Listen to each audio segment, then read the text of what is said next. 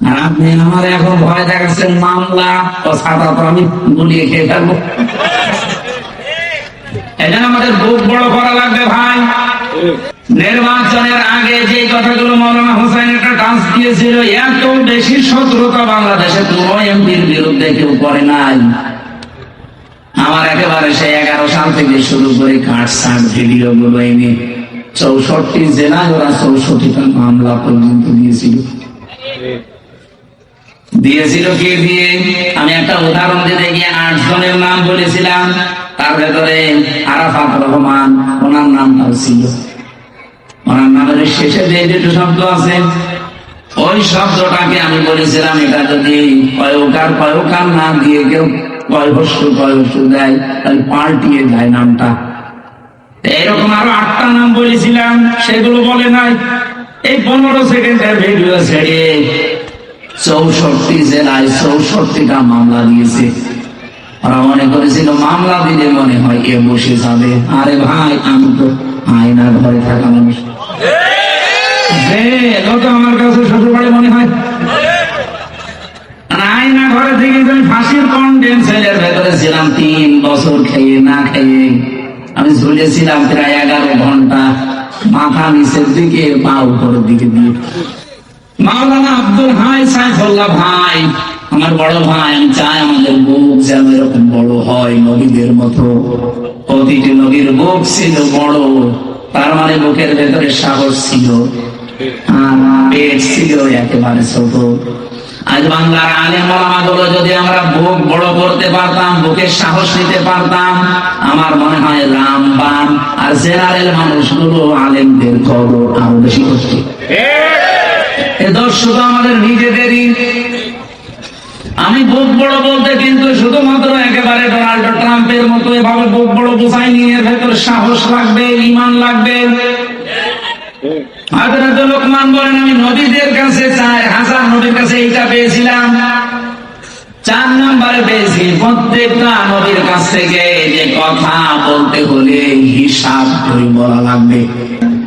ডাক দিয়ে বলেছে, ভাতিজা তোমাকে ভালোবাসি, কিন্তু তোমার এই কালিমাটা পড়তে পারলাম না, তুমি আমারে মাফ করে দিও। বলেন তো মাফ করার মালিক কি রাসূলুল্লাহ? আরো জোরে বলেন। মাফ করার একচ্ছত্র মালিকানা যে আল্লাহ। কোথায় আছে বলো তো? কোরআনে আছে কোন জায়গায় বলো?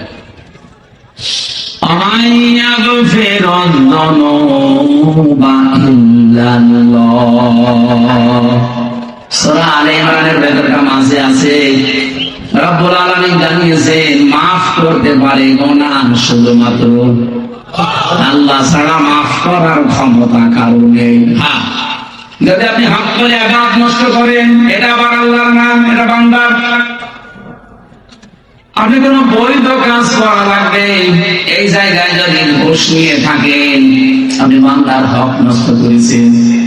এই হকটা দুনিয়ায় থাকতে হয় ফেরত দিয়ে যাবেন, নাই কিয়ামতের দিন নেকি দিয়ে ফেরত দেওয়া লাগবে, এরপরে মাফ হবে। আল্লাহর সাথে যে অধিকার গুলো, এগুলো আল্লাহ মাফ না করলে পৃথিবীর কারো বাবারও ক্ষমতা নেই মাফ করার। এই জন্য ফেরত যুনুবা ইল্লাল্লাহ, সাম্বন দেয় যুনুব বহু বছর, কোন গুনাহকেও মাফ করতে পারে না ইল্লাল্লাহ, আল্লাহ ছাড়া। এরকম যখন ডাক দিয়েছে ভাতিজা মাফ করে দিও নবীজিকে, সঙ্গে সঙ্গে কোরআনে কারিমের আয়াত নাযিল করে আল্লাহ সতর্ক বাণী দিয়েছেন, ইন্নাকা লা তাহদি মান আহবাবতা ওয়ালাকিন্নাল্লাহ ইয়াহদি মান ইয়াশা ওয়া হুয়া আ'লামু বিল মুহতাদিন। সূরা কাসাসের ভেতরে আছে 56 নম্বর আয়াতে, নিশ্চয় হে নবী আপনি যাকে চান তাকে হেদায়েত দিতে পারেন না, আমি আল্লাহ যাকে ইচ্ছা করি তাকে হেদায়েত দান করি। আর হেদায়েত কে পাবে এটা আপনার চাইতে আমি আল্লাহ ভালো জানি, এই জন্য আলাম দেওয়া। এরপরেও নবীর মন মানছিল না, কারণ এত কষ্ট পৃথিবীতে রাসূলুল্লাহর পেছনে কেউ করে নাই। সেই জন্ম থেকে শুরু করে একেবারে প্রাপ্তবয়স্ক পর্যন্ত রাসূলুল্লাহ তার পেছনে এই লোকটা রাসূলুল্লাহর পেছনে এত সময় দিয়েছে, শ্রম দিয়েছে, বাড়িতে রেখে খাবার খাওয়িয়েছে, লালন পালন করা যারে বলে। বিশ্বনবী মুহাম্মদ রাসূলুল্লাহর মন মানে না, এই জন্য তিনি আবু তালেবের কবরের পাশে গিয়ে দোয়া করেছিলেন, মাফ চেয়েছিলেন আল্লাহর কাছে, রব্বুল আলামিন তুমি আমার চাচা আবু তালেবকে মাফ করে দাও। সঙ্গে সঙ্গে জিবরাইল এসে বললেন, হে নবী হাত নামান। কার জন্য হাত তুলেছেন?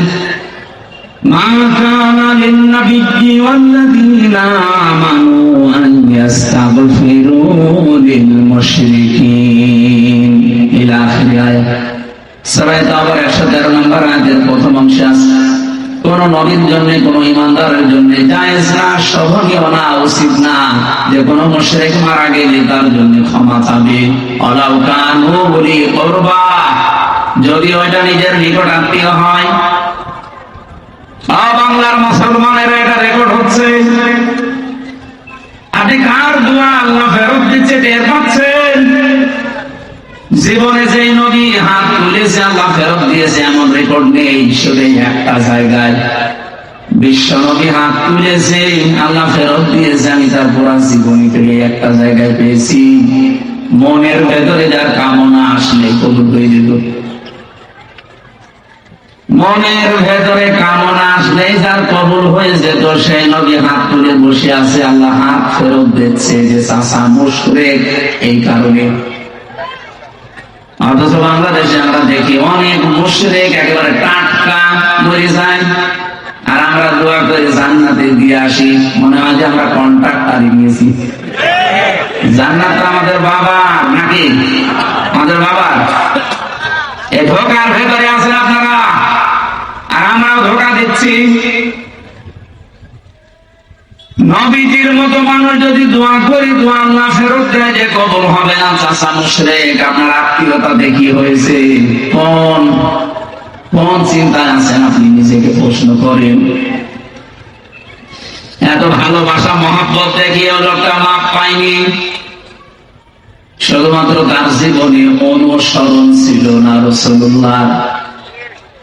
আল্লাহ পাক এজন্য সূরা আলে ইমরানের 31 নম্বর আয়াতে জানিয়েছেন, যদি আল্লাহকে ভালোবাসি এ কথা প্রমাণ দিতে চাও, আমার রাসূলুল্লাহকে অনুসরণ করার মাধ্যমে দাও।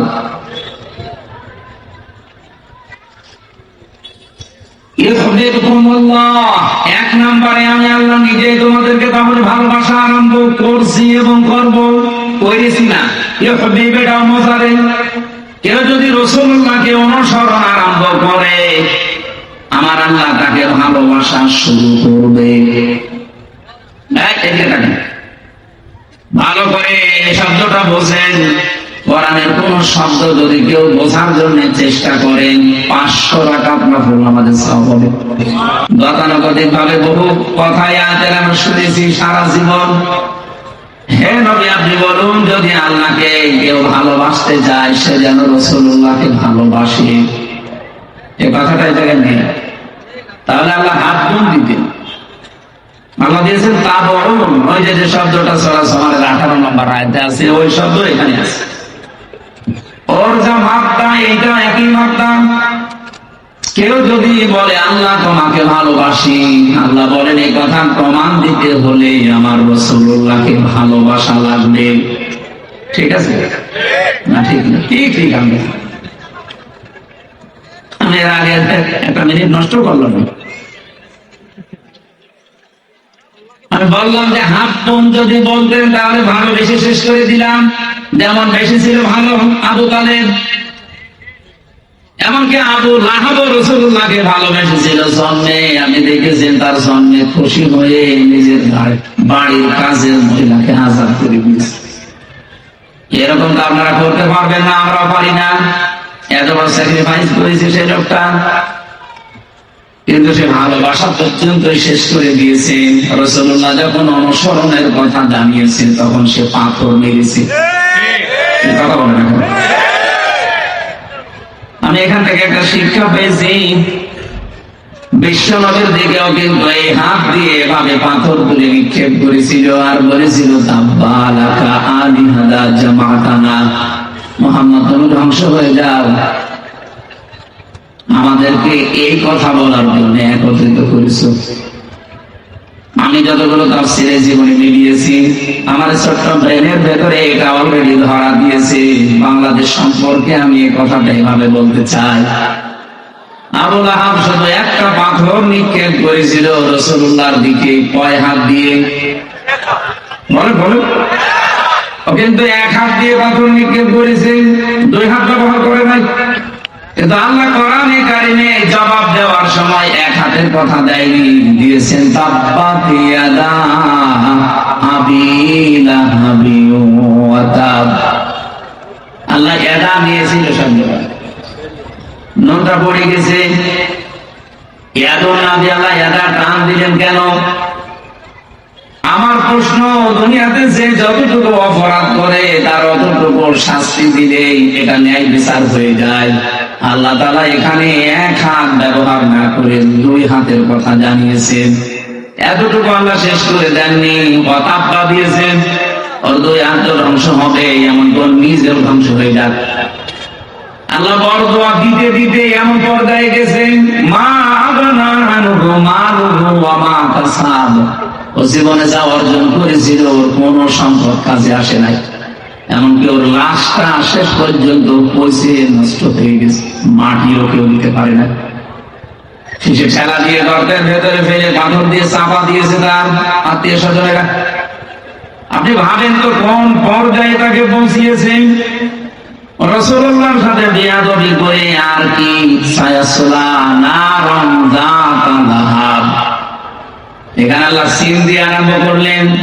আমার মনে হয় আসলা নারন যাতা লাহাব দিলে আমরা অর্থ করতে পারতাম, পারতেন না। সিন দিয়েছেন কেন? সিন, সাফা, কদ, লাম এরকম 13টা শব্দ আছে আপনি গ্রামারে। কোন সেন্টেন্সের আগে যদি একটা ব্যবহার হয়, বিশেষ করে সিন আর সাফা, তাহলে বাংলা অর্থ দাঁড়ায় অতি তাড়াতাড়ি, অতি শীঘ্রই। আল্লাহ তাআলা সেই 1500 বছর আগে ওর নামে বলতে বলতে এই পর্যায়ে এসেছেন যে অতি শীঘ্রই ওকে জাহান্নামের লেলিহান আগুনে প্রবেশ করাবো। অতটুকু আল্লাহ বলেন না যে না, তোমরা তোর স্ত্রী পর্যন্ত ওর সাথে থাকবে। এখান থেকে আমি যে কয়টা শিক্ষা বের করতে পেরেছি, তার 1 নম্বরে এই লোকটা এক হাত ব্যবহার করে হাত ধ্বংস হয়ে গেল। তার কয়টা? ওনাই এটা দিয়ে মেরেছে, এটা তো কিছু করে নাই, কিন্তু এই হাত নড়াচড়া করেছিল। আমি যদি এইটা এখন এখান থেকে অন্তত 20 হাত করে নিক্ষেপ করিয়ে ভাবে হাত তো ব্যবহার করছি একটা, আর এইটা নড়াচড়া করবে, এই কথা বলছেন। আল্লাহ যে নড়াচড়া করেছিল এই জন্য এই হাতও রাখে নাই, এটাও ধ্বংস করে দিয়েছেন। আজ বাংলাদেশ সহ বিশ্বে ইসলাম পন্থীদের ডাইরেক্ট ইনডাইরেক্ট ধ্বংস করার জন্য, ইসলামকে নিঃশেষ করার জন্য যারা কাজ করছেন, ডান হাতের মতো বাম হাত দিয়ে অনেকে পেছন দরজা দিয়ে নাড়াচাড়া দিচ্ছে। বুঝে ঠিক বললেন নাকি আন্দাজে?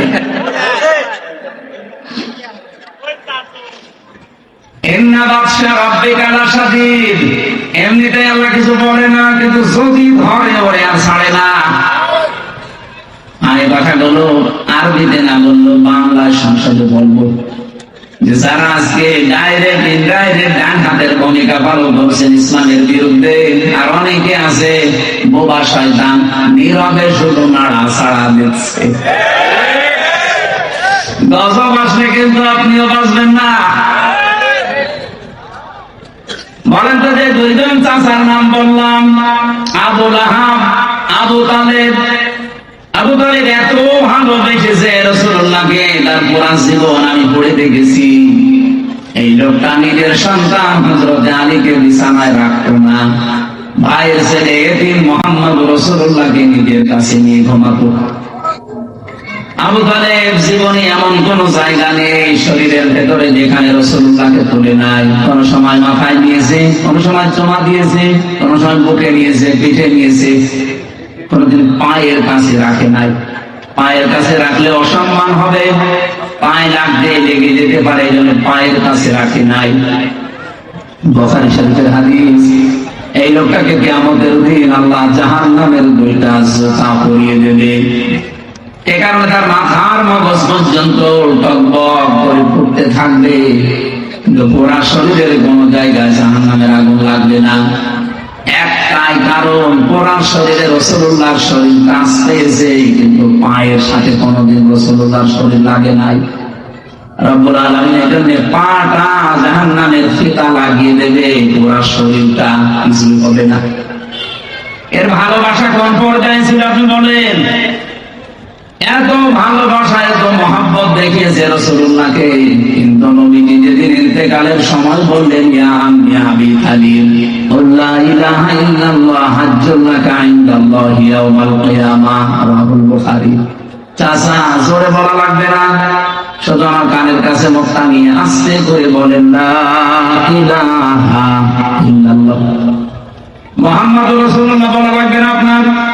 আপনি শুধু আল্লাহর একাত্মবাদের স্বীকৃতিটা দেন, রিসালাতের ঘোষণা, এটা আমি জানি যে আমি রাসূল, আমি এটা নিয়ে নিলাম। আপনি শুধু আল্লাহটা দিয়ে যান, আমি কথা দিলাম কিয়ামতের দিন ঝগড়া করে হলো আপনাকে আমি আল্লাহর জান্নাতে পৌঁছিয়ে দেব। লোকটা পড়ে নাই, ডাক দিয়ে বলেছে, ভাতিজা তোমাকে ভালোবাসি, কিন্তু তোমার এই কালিমাটা পড়তে পারলাম না, তুমি আমারে মাফ করে দিও। বলেন তো, মাফ করার মালিক কি রাসূলুল্লাহ?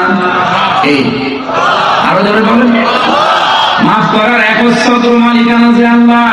কোথায় আছে বলেন? কোরআনে আছে কোন জায়গায়? বলেন,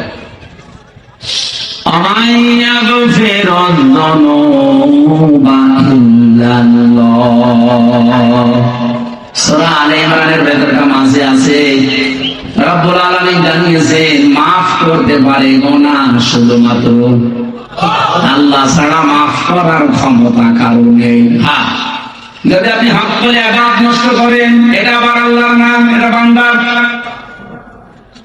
আপনি কোন বৈধ কাজ করা লাগবে, এই জায়গায় যদি ঘুষ নিয়ে থাকেন, আপনি বান্দার হক নষ্ট করেছেন। এই হকটা দুনিয়ায় থাকতে হয় ফেরত দিয়ে যাবেন, নাই কিয়ামতের দিন নেকি দিয়ে ফেরত দেওয়া লাগবে, এরপরে মাফ হবে। আল্লাহর সাথে যে অধিকার গুলো, এগুলো আল্লাহ মাফ না করলে পৃথিবীর কারো বাবারও ক্ষমতা নেই মাফ করার।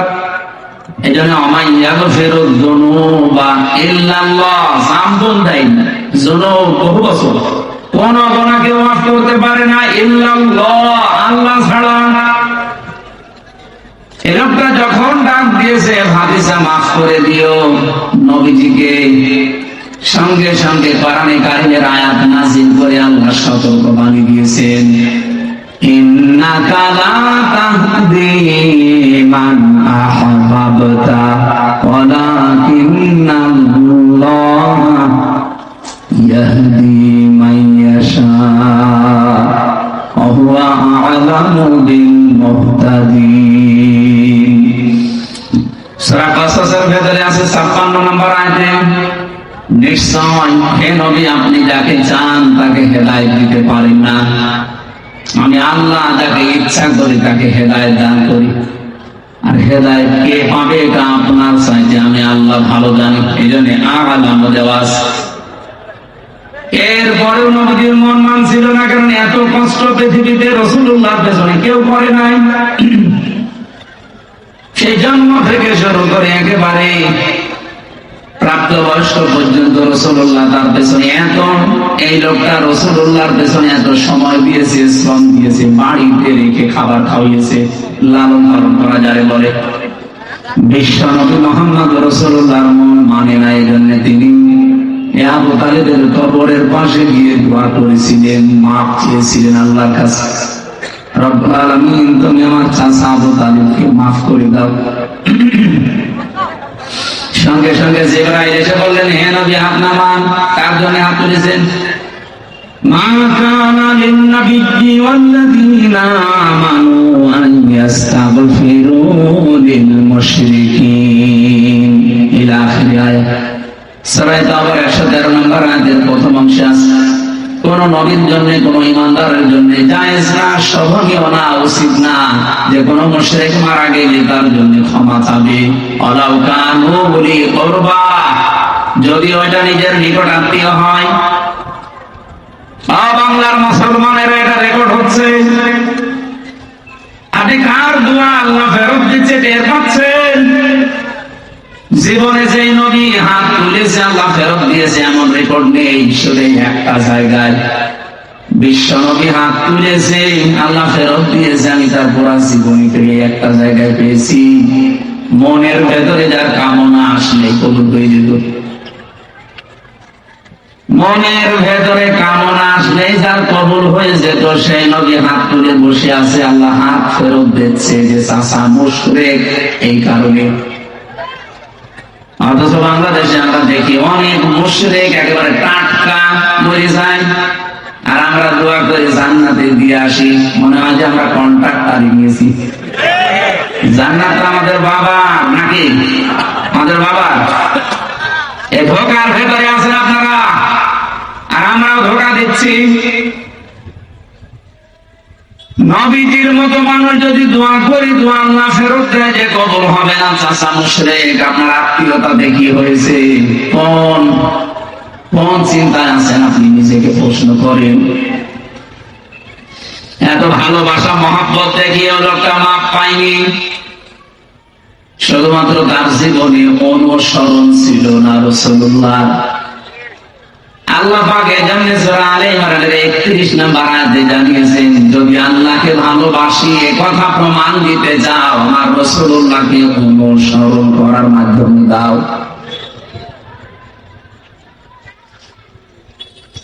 ইউহিব্বুকুমুল্লাহ, এক নম্বরে আমি আল্লাহ নিজেই তোমাদেরকে তাহলে ভালোবাসা আরম্ভ করছি এবং করব। করেছি না, ইউহিব্বু এটাও মজারে। কেউ যদি রাসূলুল্লাহকে অনুসরণ আরম্ভ করে, আমার আল্লাহ তাকে ভালোবাসা শুরু করবে। ভালো করে এই শব্দটা বোঝেন। কোরআনের কোন শব্দ যদি কেউ বোঝার জন্য চেষ্টা করেন, 500 রাকাত নফল আমাদের সওয়াব হবে। এই যে ভাই, এটাকে ঠিক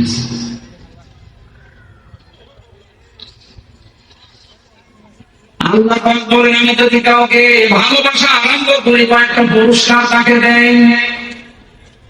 ويغفر لكم ذنوبكم والله غفور رحيم। এক নম্বরে আমি আল্লাহ নিজে তাকে মাফ করে দিচ্ছি এবং দেব। গোনা কয়টা মাফ করবো? আল্লাহ জামবন দিতে পারতেন, জামবানে দিতে পারতেন, দিয়েছেন যুনুব। একটা গোনাও তার বাকি থাকবে না। যখন থেকে রাসূলুল্লাহর অনুসরণ আরম্ভ করবে, ওই দিন থেকে ওর জীবনের সব অপরাধ আমি আল্লাহ মাফ করে দেব। না মাফ করে দিয়েছি, দেব।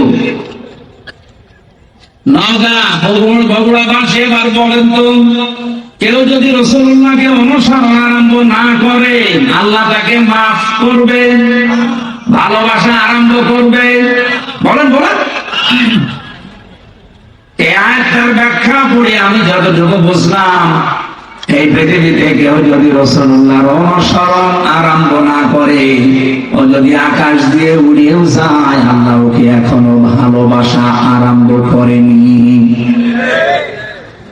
এখন আমার প্রশ্ন, ভাই যে অনুসরণটা এটা কি আংশিক না পূর্ণাঙ্গ? বলেন বলেন। বাংলাদেশের বহু মানুষ আমরা রাসূলুল্লাহর অনুসরণ করি ভালোবাসার মাধ্যমে, কিন্তু আংশিক। হয়তো টুপি দিয়ে, জুব্বা দিয়ে, দাড়ি দিয়ে, পাগড়ি দিয়ে, দস্তরখানা বিছিয়ে খাবার খাওয়া, এই অনুসরণ আমাদের শেষ। জীবন কি এই শেষ না আরো আছে? আপনাকে তো অনুসরণ করা লাগবে পূর্ণাঙ্গ। এই পূর্ণাঙ্গ অনুসরণ অনুসরণের কথাগুলো যখন আমরা বিস্তারিত বলতে চাই, তখন যারা ওই আংশিক অনুসরণ করে অভ্যস্ত, তারা আমাদেরকে শত্রু মনে করে। আমার কথা মনে হয় বুঝে পেরেছেন? না বোঝার ভান করে আছেন কারা? হাত তুলুন তো। আপনি এখনো বোঝেননি?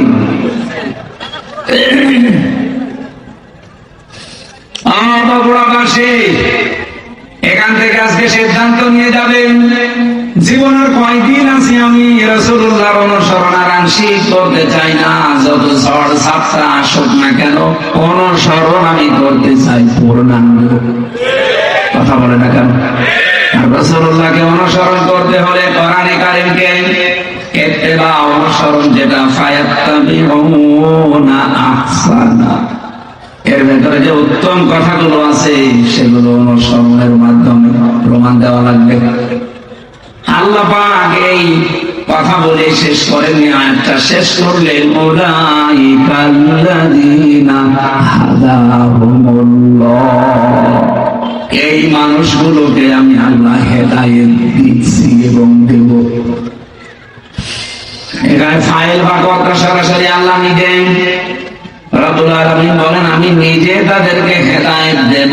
তাহলে আল্লাহর হেদায়েত পাওয়ার একটা শর্ত এখানে পেলাম। কোরআনে এখান থেকে আজকে যা শুনবেন, এটা আজকে থেকে জীবনে অনুসরণ করার সিদ্ধান্ত নিয়ে বাড়ি যাওয়া লাগবে ইনশাআল্লাহ। উলাইকা হুম উলুল আলবাব, তাহলে আল্লাহর দৃষ্টিতে আপনি বুদ্ধিমান, জ্ঞান সম্পন্ন, বুদ্ধিমান বলে বিবেচিত হবেন। আল্লাহ আমাকে সহ প্রত্যেককে আজকের তেলাওয়াতকৃত আয়াত থেকে মূল শিক্ষাগুলো নিয়ে বাড়ি যাওয়ার তৌফিক দেন, বলেন আমিন। দরুদ আর সালাম আমাদের নবী মুহাম্মদ রাসূলুল্লাহ সাল্লাল্লাহু আলাইহি ওয়াসাল্লামের প্রতি। আমি তেলাওয়াত করেছি আপনাদের অনেকের পরিচিত সূরা লোকমানের 12 নম্বর আয়াত। 34টা আয়াত আছে, 4টা রুকু আছে। একটা মাত্র আয়াতের উপরে আমাদের আজকের কথা হবে ইনশাআল্লাহ। এই পৃথিবীতে যত জ্ঞানী বান্দাদের নাম আমরা শুনেছি, তাদের ভেতরে অন্যতম একজন মানুষ লোকমান। আমি তার জীবনী পড়তে গিয়ে পেয়েছিলাম, ইবনে কাসির বর্ণনা দিচ্ছে এই পৃথিবীতে 3 জন কালো মানুষের নাম পাওয়া যায়। একজন হযরত ওমরের খাদেম ছিলেন, মাহাজা। 2 নম্বরে হযরত বেলাল রাদিয়াল্লাহু তাআলা আনহু। 3 নম্বরে লোকমান আলাইহিস সালাম। চেহারা এত কালো, আমরা তো বুঝবো কালো বললে কি কাক অথবা হাড়ির তলা অথবা এই যে মাইক্রো, এ তো কি কালো, এর চাইতে হযরত লোকমান আলাইহিস সালাম আরো কালো ছিলেন। তার ঠোঁটগুলো ছিল ঝুলে যাওয়া, মাথার চুলগুলো ছিল উস্কো খুস্কো, চেহারা ছিল একেবারে বেঁকে, একেবারে শর্ট। বলেন তো চেহারার যে বর্ণনা এতক্ষণ বললাম, ওনাকে যদি এখন সামনে আমি বারবার দেখতে মনে চাবে। অথচ এই মানুষটার মর্যাদা আমার কাছে এত বেশি, রব্বুল আলামিন কোরআনে কারিমে 34টা আয়াত সম্বলিত একটা সূরা তার নামে নাযিল করে তাকে চিরন্তন করে দিয়েছে। তাকে চিরন্তন করেছিলেন কোন কোন কারণে? যে সমস্ত কারণগুলো আছে কোরআনের 34টা আয়াতের ভেতরে, অন্যতম হচ্ছে তিনি তার সন্তানকে, সবাইকে না, তিনি তার সন্তানকে ওসিয়ত করেছিলেন আল্লাহ রাব্বুল আলামিনের সম্পর্কে। ওসিয়ত আর নসিহত কিন্তু এক না। ওসিয়ত শব্দটার বাংলা অর্থ হয় জোরালো ভাবে তাকিদ দিয়ে বলাকে। হযরত লোকমান আল্লাহ পাক বর্ণনা দিয়েছেন, আইদে ক্বালা লোকমানু লিবনিহি ওয়া হুয়া ইয়াইযুহু ইয়া বুনাইয়া লা তুশরিক বিল্লাহ ইন্নাশ শিরকা লাযুলমুন আযীম। স্মরণ করো সময়ের কথা, যখন হযরত লোকমান তার সন্তানকে ডাক দিয়ে বলেছিলেন, হে আমার কলিজার টুকরা সন্তান, লা তুশরিক বিল্লাহ, আল্লাহর সাথে শিরক করা যাবে না। ইন্নাশ শিরকা লাযুলমুন আযীম, অবশ্যই শিরক একটা বড় জুলুম। এটা বড় গুনাহ না, এই জায়গায় বড় জুলুমের কথা বলা হয়। পৃথিবীতে যত জুলুম হতে পারে সব চাইতে বড় জুলুম আল্লাহর দৃষ্টিতে শিরক করা। এই জন্য পৃথিবীর সব গুনাহ মাফের গ্যারান্টি পাওয়া যায়, কিন্তু শিরক করলে আল্লাহ ঘোষণা দিয়েছে যে মাফ হবে না। পৃথিবীতে যত নবীর জীবনে আমি পড়েছি সব নবীদের কম বেশি হয়তো নসিহত ওসিয়ত আল্লাহ করেছিলেন, ওহী পাঠিয়েছিলেন, কিন্তু পৃথিবীর 2,24,000 বলেন আর 1,24,000 বলেন, যত নবী আল্লাহ পাঠিয়েছে প্রতিটি নবীকে একটা ওহী সবাইকে জানিয়েছে, সেটা শিরক করা যাবে না।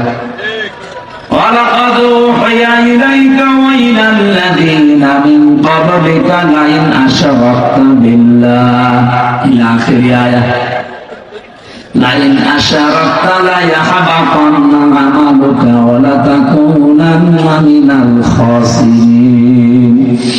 অবশ্যই হে নবী, আপনাকে আর আপনার পূর্বে যত নবী রাসূল পাঠিয়েছি প্রত্যেককে আমি ওহী করেছিলাম যে শিরক করা যাবে না। আপনিও যদি শিরক করেন, লাইনা শারাক্তা লা ইয়াহবাতান্না আমালুকা, লামে তাকিদ নুনে সাকিলা, আপনার যত আমল আখলাক আছে, যত কাজ কারবার সব আমি আল্লাহ নষ্ট করে দেব। এখানে ফাইল সরাসরি আল্লাহ নিজে। ওয়ালা তাকুনান্না মিনাল খাসিরিন, আবার আল্লাহ গ্যারান্টি দিয়ে বলেছেন তুমি ক্ষতিগ্রস্ত হয়ে যাবে। বলেন নাউযুবিল্লাহ। নবীকে যদি আল্লাহ এত বড় হুঁশিয়ারি দিতে পারে, আমরা তো তার উম্মত। এই জন্য ভাইরা আর জীবনে যাই করেন, কোন শিরক যেন জীবনে না ঢোকে। শিরকের এক কথাই ব্যাখ্যা হচ্ছে এই, আল্লাহ যেটা পারে ওটা অন্য কেউ পারে, এই কথা বিশ্বাস করার নাম শিরক। এ বিশ্বাস বাংলাদেশের মানুষের নেই। আরো জোরে বলেন। কত মানুষ হেলায় খেলায় হোক, জেনে হোক না জেনে হোক বলে ফেলছে যে ক্ষমতায় যাওয়ার মালিক ও জনগণ, না মানোর মালিক ও জনগণ। এরা যে প্রকাশ্য শিরক, আপনারা কি বিশ্বাস করেন? শিরক যে লোকটা করে সে লোকটা মুশরিক। সে লোকটা কি? আরো জোরে বলেন। ইন্নাহু মান ইউশরিক বিল্লাহ ফাকাদ হারামাল্লাহু আলাইহিল জান্নাহ। কোন মানুষ যদি শিরক করে আমার আল্লাহ তাকে মাফ করবে না, গ্যারান্টি দিয়ে দিয়েছেন ঘোষণা। তার 1 নাম্বার শাস্তি জাহান্নাম, তার জন্য ওয়াজিব, আর জান্নাত হারাম। আমালিস সালিমিনা মিন আনসার, এমনকি তাকে সাহায্যকারীও কাউকে পাওয়া যাবে না। বগুড়াবাসী আমাদের চিন্তায় থাকে শব্দগুলো নিয়ে।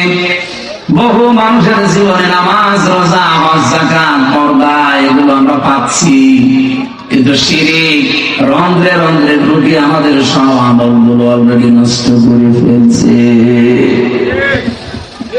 আহ্বান জানাচ্ছি, যাই করেন হিসাব নিকাশ করে শিরক যেন জীবনে না ঢোকে আমাদের। হযরত লোকমান তার সন্তানকে টাকা পয়সার সাথে আমার পরে ক্ষমতায় যাওয়া লাগবে কি করে, এইটা তিনি পরিচয় করাননি। হযরত লোকমান তার সন্তানকে পরিচয় করিয়েছিলেন কার সাথে? আরো জোরে বলেন। রব্বুল আলামিন এই উপদেশ বাণীতে, এই ওসিয়তে এত খুশি হয়েছেন। এই ওয়াজটা শোনার পর রব্বুল আলামিন এবার শুধুমাত্র হযরত লোকমানের ছেলেকে না, কিয়ামত পর্যন্ত যত সন্তান দুনিয়ায় আসবে সব সন্তানের জন্য আল্লাহ নিজে এবার ওসিয়ত করলেন, ওয়াসাইনাল ইনসানা বিওয়ালিদাইহি হামালাতুহু উম্মুহু ওয়াহানান আলা ওয়াহান। তাম পৃথিবীর সব মানুষকে, এ মানুষ বলতে শুধু মুসলমান না, হে লোকমান তুমি তো সন্তানকে টাকা পয়সা কিভাবে কামাই করা লাগবে, কিভাবে ক্ষমতা দখল করা লাগবে, প্রভাব প্রতিপত্তি এলাকায় অর্জন করা লাগবে, এ পরিচয় করাওনি। তুমি পরিচয় করালে আল্লাহর সাথে। আমি আল্লাহ এখন দায়িত্ব নিয়ে তোমার সাথে তোমার সন্তানের পরিচয় করিয়ে দিলাম। শুধুমাত্র তোমাকে না, অবশ্যই ইনসান আছে। ইনসান মানে শুধু মুসলমান না, ইনসান মানে মানুষ। বলেন তো হিন্দু কি মানুষ না? আরো জোরে বলেন। এলাকায় যদি কোনো অন্য ধর্মের ভাইরা বোনেরা থাকে, কোরআনে কারীম আপনাকে ইঙ্গিত দিয়েছে যে পৃথিবীর সব মানুষের প্রতি আল্লাহর ওসিয়তে নসিহত মানে কিন্তু জোরালো ভাবে বলা, গুরুত্ব দিয়ে জোর দিয়ে বলা। আমি আল্লাহ জোর দিয়ে তামাম পৃথিবীর সব মানুষকে বললাম, পিতা মাতা যাদের আছে তাদের সাথে ভালো ব্যবহার করা লাগবে। এ ঘোষণা কার? আরো জোরে বলেন। কোরআনে কারিমে যেখানে মা বাবার কথা আমি পেয়েছি, সেই জায়গায় দেখেছি কোন জায়গায় 3টা, কোন জায়গায় 5টা, কোন জায়গায় 7টা, খালি ব্যাখ্যা দিয়েছেন আল্লাহ। অন্যান্য কত মানুষের নাম তো কোরআনে আছে, এত ব্যাখ্যা তো আল্লাহ দেননি। এত বেশি ব্যাখ্যা আমার বাবার নামে আল্লাহ নিজে দিয়েছেন। রব্বুল আলামিন ব্যাখ্যা দিতে দিতে এমন সুন্দর সুন্দর শব্দগুলো চয়ন করলেন কোরআনে। আখফিদ লাহুমা জানাহাদ-দুল্লি মিনার রাহমা ওয়াকুর রাব্বিরহামহুমা কামা রাব্বায়ানি সাগীরা। বলেন আল্লাহু আকবার। আল্লাহ বলেন আখফিজ। আখফিজ শব্দের শাব্দিক অর্থ হচ্ছে ডাউন করা, এরপরে ফল করে দেওয়া। শুধু ডাউন করার নাম আখফিজ না, ডাউন করার পরে ফল করে দাও। জানাহাদ-দুল্লি, জানাহুল মানে ডানা, জিল্লুল মানে নম্রতা বা ছায়া, দুইটা অর্থই হয়। তোমার যে ছায়া আছে ডানার, এটা শুধুমাত্র ডাউন করবা না, ফল করে দিবা। আমি আয়াতটা পড়ার পরে বা চিন্তা করেছিলাম, আল্লাহ পাক কেন ডানার কথা দিলেন?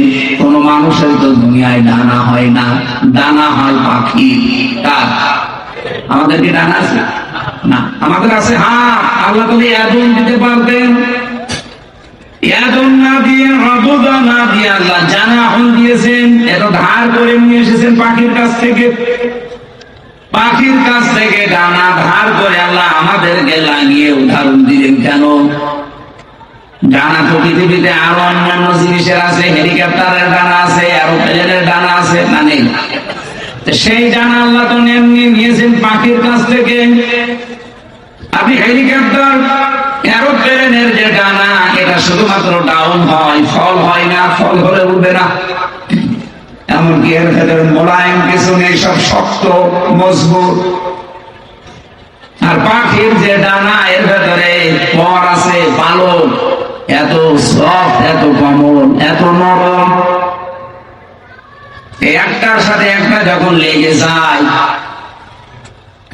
পাখি যখন তার বাচ্চাদেরকে এই ডানার নিচে একটার সাথে আরেকটা পর লাগিয়ে দেয়, তখন বাচ্চাগুলো এই ডানার নিচে একটা কিচির মিচির আওয়াজ দেয়। এটাকে বাংলায় বলা হয় অনির্বচন সুখ। তার মানে বাচ্চাগুলো মাকে বোঝাতে চায়, মা তুমি যেভাবে আমাদেরকে আগলিয়ে রেখেছো, তোমার ডানাগুলো শুধুমাত্র ডাউন করনি, ডাউন করার পরে ফল করে দিয়েছো। এই জন্য আমরা এমন নিরাপদে আছি যে আমাদেরকে আর অন্তত কোন শত্রু দেখতে পাচ্ছে না, আমাদের ক্ষতি হওয়ার আর কোন সম্ভাবনা নেই। আল্লাহ পাক বলেন, পৃথিবীর সন্তানেরা, মার বাবা তোমার জীবদ্দশায় যেন এইটা মনে করে যে আমার সাইফুল্লাহ থাকতে আমার আর কোন চিন্তা নেই। আমার মনে হয় এরকম কথা মনে করার মতো সন্তান বাবা বাবা অনেক কম। অধিকাংশ পরিবারের সন্তান থাকা এটা আরো ঝামেলা। গতকালকে একটা ভিডিও দেখছিলাম, একটা সন্তানকে তার মা বাবা সম্পদ দিয়ে যায়নি, এই জন্য বাবার কবর ভেঙে দিচ্ছে। এটা দেখেন গায়বান্ধা। এসে বলেছিল, হে রাসূল, আমার বাবা আমাকে কিছু দেয়নি, আমি কি করব? বিশ্ব নবী বলেন, কিছু যদি না দেয়, ছোটবেলায় যা দিয়েছে কিয়ামত পর্যন্ত হায়াত পেয়েও সেটা শোধ দিতে পারবা না। বাবা যা বলে ওইটাই ফাইনাল, যদি আল্লাহ রাসূলের বিরুদ্ধে না যায়। যে ছেলেটাই যে মা বাবার কবর ভেঙে দিচ্ছে, টাকা পয়সা হয়তো সবই জায়গা তাকে দেয়নি, বুঝে করুক না বুঝে করুক, আমি শুধু ওর একা দোষ দেইনি, এই দোষটা ওর বাবারও আছে। কারণ যে শিক্ষাটা দিলে সন্তানে আচরণ করবে না, সেই শিক্ষা ওর বাবা ওকে দেয়নি। যে শিক্ষা দিলে আল্লাহর পরে মা আর বাবার স্থান এটা জানা যায়, ওই রকম শিক্ষাগুলো মনে হয় আপনাদের এলাকায় বিভিন্ন জায়গায়। সাইফুল্লাহ ভাই বলছিলেন প্রায় 17টা কয়টা বক্তব্য চালু আছে, 13টা। এইরকম সন্তানগুলো যে সমস্ত এলাকায় আছেন, এই 13টা 15টা 20টা করে যদি সব উদ্যোগ নিয়ে নিয়ে যে শিক্ষা পেলে আপনার কবর ভাঙবে না, আর কবরের পাশে দাঁড়িয়ে দোয়া করবে, এইরকম আব্দুল হাই সাইফুল্লাহর মতো সন্তান আমরা তৈরি করতে চাই। আল্লাহ পাক প্রতিটি জেলায় প্রতিটি এলাকায় এরকম মানুষ যেন তৈরি করে দেন, বলেন আমিন। আমার ভাইরা, আমার কথা ছিল হযরত লোকমান তার সন্তানকে পরিচয় করিয়েছেন শুধুমাত্র আল্লাহর সাথে। আমার আল্লাহ বলেন, আমি দায়িত্ব নিয়ে তামাম দুনিয়ার সব সন্তানকে পরিচয় করালাম তার মা আর বাবার সাথে। এমন একটা সুন্দর উদাহরণ আল্লাহ কোরআনে সেট করলেন। তোমার মা বাবা যদি পৃথিবীর সব কিছু তোমাকে ছেড়ে দিতে বলে, নবীজি বলেন মার বাবার জন্য সব কিছু ছেড়ে দেওয়া তোমার জন্য ফরজ, যদি এটা জায়েজ হয়। এখানে একটা মাসলা আছে, যেহেতু আলেমরা বসে আছেন, মায়ের কথা শুনে কিন্তু স্ত্রীকে তালাক দেওয়া জায়েজ নেই। এত সম্মান যে মায়ের, এত সম্মান যে বাবা, আপনি মায়ের কথা মতো স্ত্রীকে তালাক দিতে পারবেন না, কিন্তু বাবার কথা মতো করা যাবে। কারণ বউ আর শাশুড়ির ভেতরে যে সম্পর্কটা মার মেয়ের মতো হওয়া দরকার, এটা 100টা 98টা পরিবারে বাংলাদেশে নেই। এই কথা বলেন, এ ওর দোষ ধরে, ও এর দোষ ধরে। অথচ ওইটা যদি ওনার নিজের মেয়ে হতো কোনদিন ওইভাবে ভুল ধরতো না, আর ওইটা যদি ওর নিজের মা হতো কোনদিন দোষ ধরতো না। আল্লাহ ভালো জানে যে দুজনের ভেতরে মিল হয় না, হচ্ছে না। এই জন্য মায়ের কথা মতো হুট করে আপনি বউ তালাক দিতে পারবেন না। বাবার কথা মতো যদি ওটা জায়েজ পর্যায়ে যায়, তাহলে বউ ভাগ দেওয়া যায় না। আমার ভাইরা, আমি একটা বাস্তব কথা বলছি। আজ বাংলাদেশের আমার যতটুকু ধারণা আমি দেখি এবং শুনি, দেশের আজ 100টা পরিবারের 90টা পরিবারে শান্তি নেই, শুধুমাত্র বউ আর শাশুড়ির এই ছোট মনের কারণে। আমরা আহ্বান জানাবো, মেয়েরা যারা এসেছেন, আপনাদের মনটা আপনারা উদার করবেন। কয়দিন থাকবেন দুনিয়াতে? এই ছোট্ট দুনিয়ার ফেরে পড়ে যদি বিশাল আখেরাত আপনি পরিবারেই নষ্ট করে ফেলেন, আপনার মতো কি বলবো আহাম্মক আর কেউ নেই। প্রত্যেককে আহ্বান জানাচ্ছি, নিজের মায়ের মতো মনে করে চলেন। নিজের মাও তো কত দোষ করে, ভুল করে, আপনি সবই সহ্য করে নেন, মাফ করে দেন। নিজের মেয়েও তো কত ভুল করে, না জানলে শিখিয়ে দেন।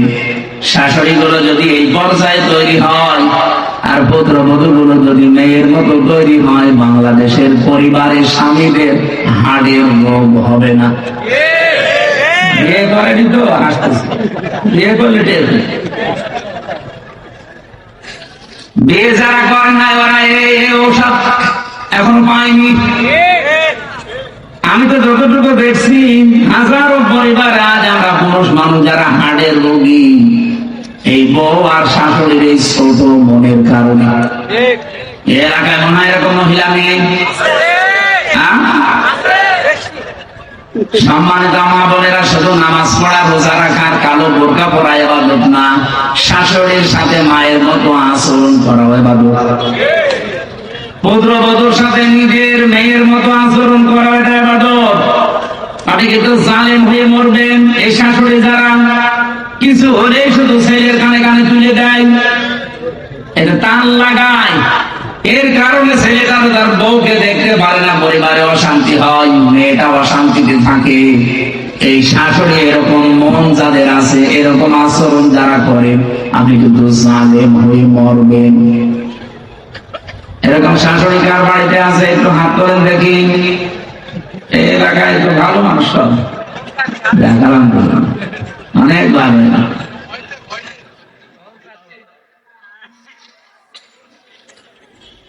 আমি কোরআনে কারিমের এই যে ব্যাখ্যামূলক আয়াতগুলো যখন পড়ি, আমার মনে হয় আল্লাহ তুমি কি বললে আর আমাদের পরিবারে কি চলছে।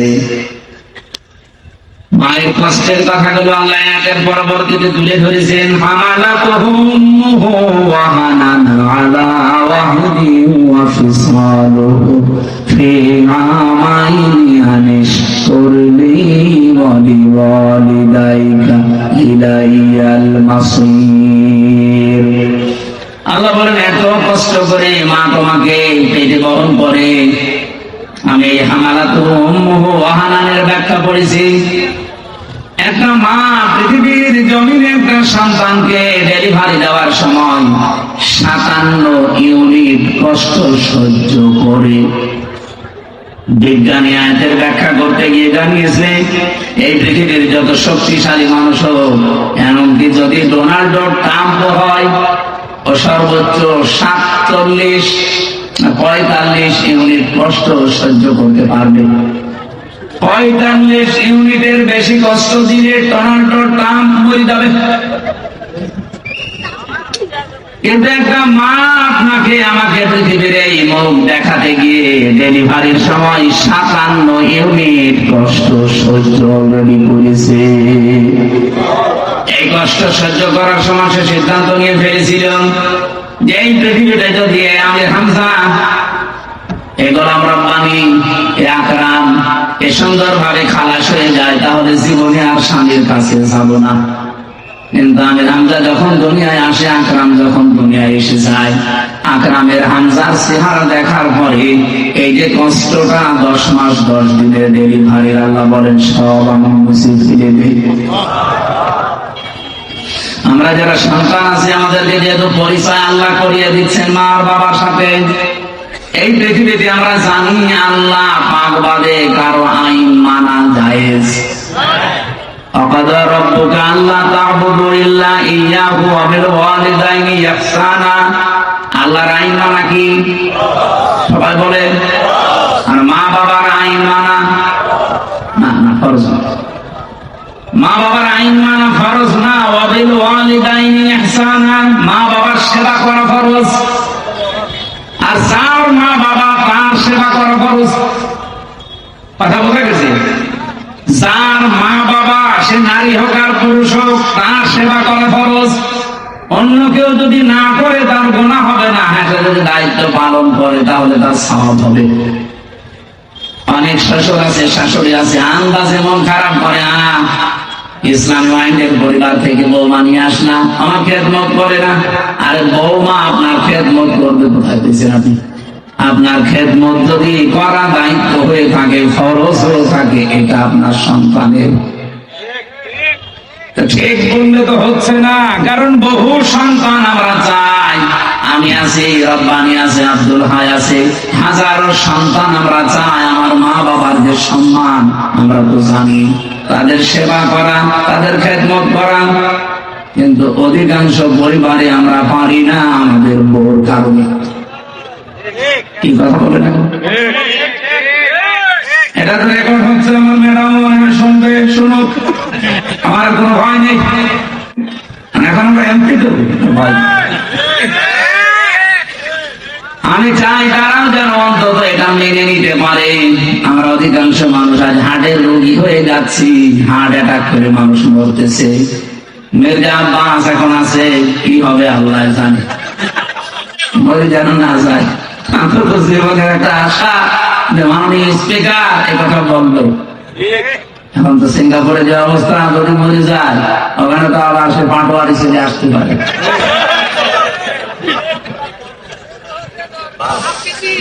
বগুড়াবাসী, এবার আমি যে কথা তুলতে চেয়েছিলাম, আমার 8টা পয়েন্টের উপর আজকে আলোচনা আমি নোট করেছি। রব্বুল আলামিন যে 3 জন কালো মানুষের নাম বললাম, তাফসীরে এটা মারিফুল কোরআনে পাবেন। এই 3 জন কালো মানুষের ভেতরে হযরতে লোকমান একজন। আল্লাহ পাক বলেন, আমি আল্লাহ তার মর্যাদা এত বেশি বাড়িয়েছি কেন জানো? ওয়ালাকাদ আতাইনা লুকমানাল হিকমাতা। অবশ্যই আমি লোকমানকে জ্ঞান দিয়েছিলাম, হিকমা দিয়েছিলাম, আর তাকে এই কথা বলে দিয়েছিলাম, আনিশ করলে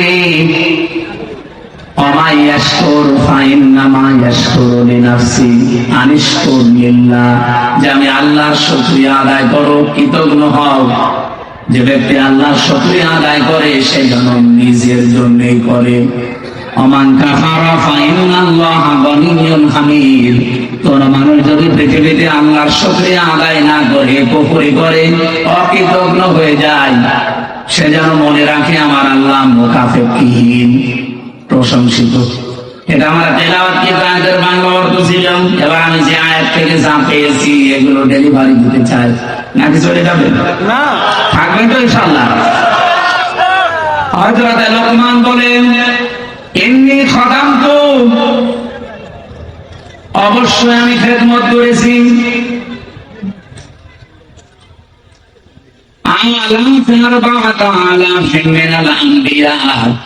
এই পৃথিবীতে 4000 নবীর খেদমত আমি করেছি। কত? এক ভালো করে শুনবো, 4000 নবীর আমি খেদমত করেছি। হাসানতু মিনহুম, তাদের কাছে আমি হাসিল করেছি, পেয়েছি। এই 4000 নবীর খেদমত করতে গিয়ে আটটা জিনিস আমি তাদের কাছে পেয়েছি। তাহলে আজকের যে ওয়াজটা, এটা একটা দুইটা তিনটা নবীর না, 4000 নবীর খেদমত করে তাদের কাছে হাসিল করা জিনিস। হযরত লোকমান বলেন, আমি 4000 নবীর খেদমত করেছি, তাদের কাছে যা যা পেয়েছি তার মধ্যে 8টা জিনিস আমার কাছে অন্যতম। 8টা জিনিস আমি চাই পৃথিবী যতদিন থাকবে মানুষেরা 8টা জিনিস যেন অর্জন করে। বলেন সুবহানাল্লাহ। আমি আপনাদেরকে আমি সহ প্রত্যেকে যেন অর্জন করতে পারি।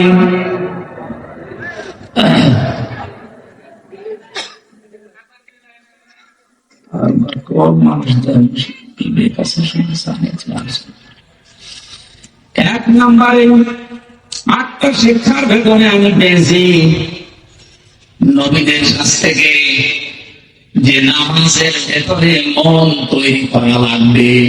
কিসের ভেতরে? প্রশ্ন আসতে পারে, সব নবীর না জামানায় কি নামাজ ছিল?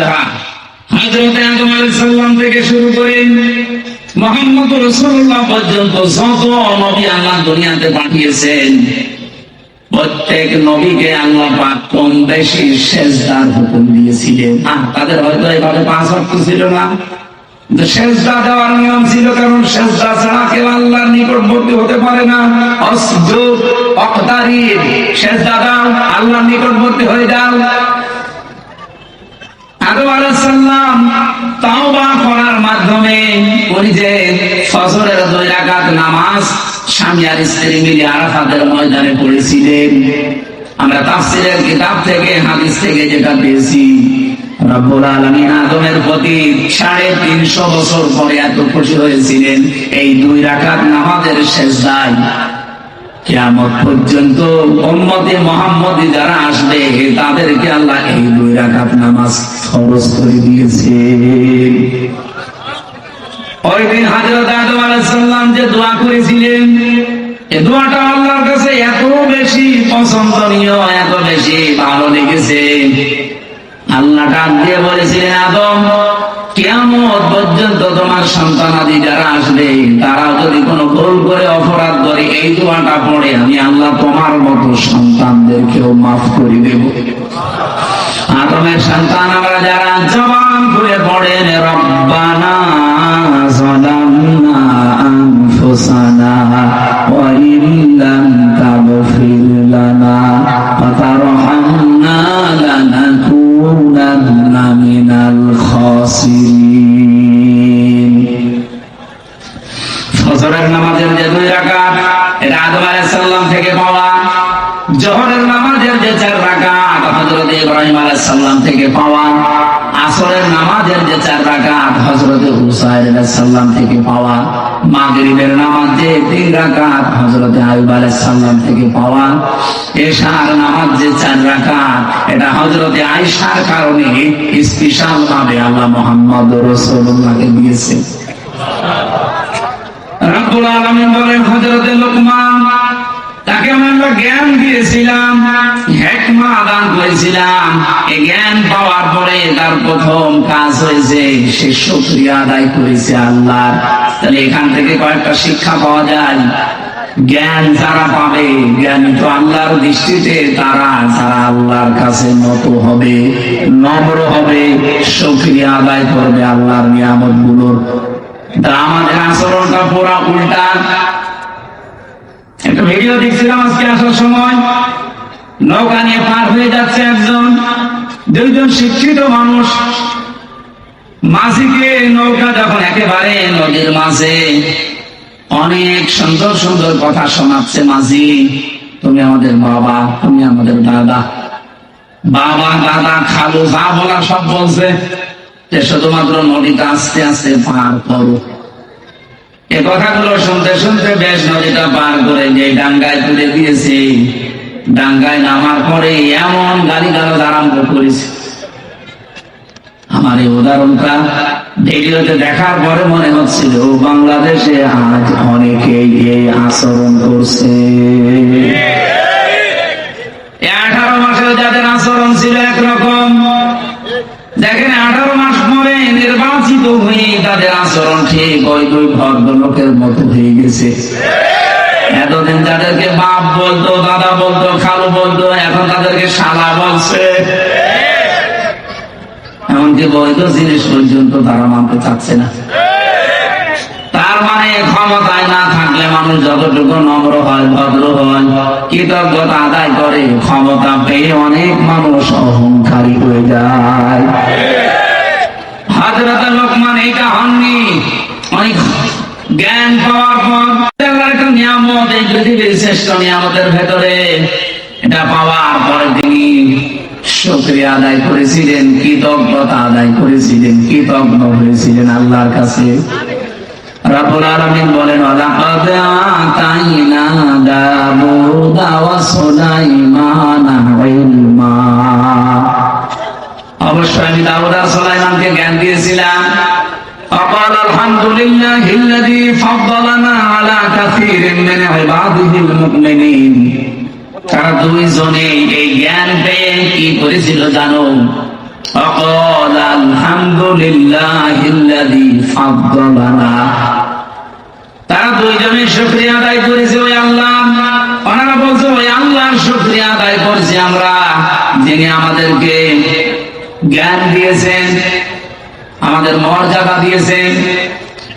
মেনে আলা কাসিরিন মিন ইবাদিহিল মুমিনিন, পৃথিবীতে বহু মুমিন বান্দাদের উপরে আমাদের মর্যাদা যিনি বাড়িয়েছেন, তার দরবারে আমরা শুকরিয়া আদায় করছি। তাহলে জ্ঞান পাওয়ার পরে জ্ঞানী মানুষদের আচরণ হওয়া দরকার। তারা নত হবে আল্লাহর দরবারে, দরবারে ইলাহিতে তারা আরো নম্র হবে, ভদ্র হবে, মাথা নত করবে। আর আমাদের মুসলমান আমরা দাবি করে দেখছি আমাদেরটা পুরা উল্টা। লোকমান আলাইহিস সালাম 4000 নবীদের কাছে যে কথাগুলো শিক্ষা পেয়েছিলেন, তার এক নম্বরে বলেন যে সেজদা দেওয়া লাগবে জীবনে, নামাজ এটা যেন কেউ না ছাড়েন। প্রত্যেক নবী যেহেতু এটা পেয়েছিলেন। দ্বিতীয় নম্বরে তিনি বলেন আমি এই শিক্ষাটা নবীদের কাছ থেকে পেয়েছি, যদি কেউ কারো বাড়িতে প্রবেশ করেন সে যেন উকি ঝুঁকি না দেয়। আজ আমাদের সামাজিক জীবনে এটা আছে না নেই? বেশ ভালো মানুষ মনে হয়, বাড়িতেও ঢোকে, সালাম দিয়ে ঢোকে, ঢোকার পরে শয়তান তার দখল করে নেয়, বাড়ির ভেতরে শুধু এদিকে ওদিকে উকি ঝুঁকি দেয়। উনি বলেন 4000 নবীর খেদমত করে আমি এইটা পেয়েছি যে কারো বাড়িতে ঢুকলে উকি ঝুঁকি দেওয়া যাবে। কথা বুঝেছেন? অনেক মানুষ চালাকি করে আমি দেখি, বাড়িতে বাড়ির বাইরে দাঁড়িয়ে সালাম দেয় আসসালামু আলাইকুম, এটা দেওয়ার পরে জিজ্ঞাসা করে, করতে করতে বাড়ির ভেতরে প্রবেশ করে সব দেখা শেষ। না, এই চালাকি করা যাবে না, কোরআনের নিষেধ। ইয়া আইয়ুহাল্লাযীনা আমানু লা তাদখুলু বুয়ুতান গায়রা বুয়ুতিকুম হাত্তা তাস্তানিসু ওয়া তুসাল্লিমু আলা